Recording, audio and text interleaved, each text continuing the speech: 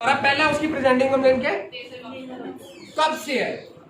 Birth से, since childhood है, 3 year से है, 4 ईयर से है, जो भी है उसकी नेजल ऑब्स्ट्रक्शन फॉर 4 ईयर्स। बस ये उसकी प्रेजेंटिंग कंप्लेंट होगी।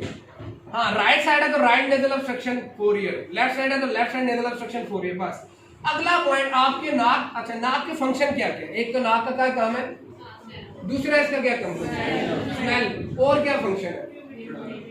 तो इससे 3-4 चीजें आपको जो नाक के अंदर आपके इंपॉर्टेंट है वो आप पूछ सकते हो। क्या कि आपको छींकें तो नहीं आती? ठीक है, आपको नाक में से आपको पानी तो नहीं निकलता? एलर्जी होती है ना तो नाक से पानी, आपको नाक में से खून तो नहीं निकलता? आपको और क्या पूछ सकते हो? सर दर्द तो नहीं होता? ये सारी चीजें किससे लिंक है? आपके नाक की वजह से आपका सर दर्द होता है। ठीक है ना? तो आप लोगों को अगर टाइप्स ऑफ डीएनएस देखो ना, तो बोनी अगर स्पर होगी तो वो क्या करेगी? हेडेक का करेगी। और एक स्पर ऐसी होती है जिससे एपिस्टेक्सिस भी होता है। तो ये आपके 4 है, nasal obstruction for 3 to 4 years. ठीक है, अब वो उसके साथ अगर कोई और उसका फीचर है, फ्लू है, स्नीजिंग है, अगर नहीं है तो लिखने की जरूरत नहीं है। पेशेंट ने अगर नेजल ऑब्स्ट्रक्शन बताई है उसी पर है। ये थी आपकी प्रेजेंटिंग में। अगर लाइक दूसरी उसकी कंप्लेन आ जाती है, क्या? हेडेक है, नेजल ऑब्स्ट्रक्शन थी 4 ईयर से, हेडेक है 1 मंथ से। हमेशा प्रेजेंटिंग कंप्लेन क्रोनोलॉजिकल ऑर्डर में आती है। जो आपकी नेजल अब पुरानी है वो ऊपर, जो नीचे है वो फ्रेश है वो नीचे आती है। ठीक है, आगे आ रही है हिस्ट्री ऑफ प्रेजेंटिंग इलनेस। आपने हिस्ट्री ऑफ प्रेजेंटिंग इलनेस में सिर्फ और सिर्फ आपने इसी जो 3 पॉइंट्स आपने लिखे हैं ना, क्या? नेजल ऑब्स्ट्रक्शन और हेडेक को ही एलैबोरेट करना है। बस वो क्या हो सकते हैं? नेजल ऑब्स्ट्रक्शन, अब आप लिखोगे माय पेशेंट या patient was all right 4 years back, 4 साल पहले वो बिल्कुल ठीक था। ठीक है ना? अगर इधर पेशेंट है आप लाइन लिख सकते हो कि पेशेंट अगर डायबिटिक है या हाइपरटेंसिव है, patient is a noun case of hypertensive या डायबिटीज। ठीक है ना? आगे he was alright 4 year back when he developed, या उसको क्या हुआ? Nasal obstruction. अब नेजल ऑब्स्ट्रक्शन उसको शुरू होगी। नेजल ऑब्स्ट्रक्शन यहाँ तो कंप्लीट होता है, पूरा नाक बंद होता है, या पार्शियल ऑब्स्ट्रक्शन होती है। उससे पूछो नाक पूरा बंद होता है या थोड़ा बंद होता है, विच इज कहाँ? और इसका ऑनसेट होता है। आपने क्या नेजल ऑब्स्ट्रक्शन में क्या लिखना है? ऑनसेट। एक होता है अचानक से नाक बंद हो गया, सडन इन ऑनसेट, ग्रेजुअल आहिस्ता आहिस्ता नाक बंद होना शुरू हो। नेजल ऑब्स्ट्रक्शन में ऑनसेट लिखोगे, उसके बाद क्या लिखोगे? ऑब्स्ट्रक्शन बताओगे कंप्लीट है या इनकम्प्लीट है या पार्शियल है। उसके बाद आप बताओगे कि उसके एग्रीवेटिंग फैक्टर्स क्या है, कि एट नाइट वर्स हो जाते हैं, इंक्रीज हो जाती है, या मेडिसिन लेने से वो ऑब्स्ट्रक्शन उसकी रिलीफ हो जाती है। ठीक है ना? ये आपने 5 बातें उसके अंदर जरूर मेंशन करनी है। और आखिरी चीजें आपके एसोसिएटेड, जिसमें क्या क्या है? मैंने पूछा था एलर्जी, उसको फ्लू है, उसको स्नीजिंग है, उसको हेडेक है, उसको क्या है? राइनोरिया है। ये 4-5 बातें आपने उसके साथ मेंशन कर देनी है। तो ये आपकी हिस्ट्री ऑफ प्रेजेंटिंग इलनेस पूरी होगी। तो क्या लिखोगे? Patient was alright 4 year back when he developed the nasal obstruction on the right side और either on the both side. ठीक है ना? which was sudden in onset or gradual in onset and it is complete or partial in obstruction. ठीक है?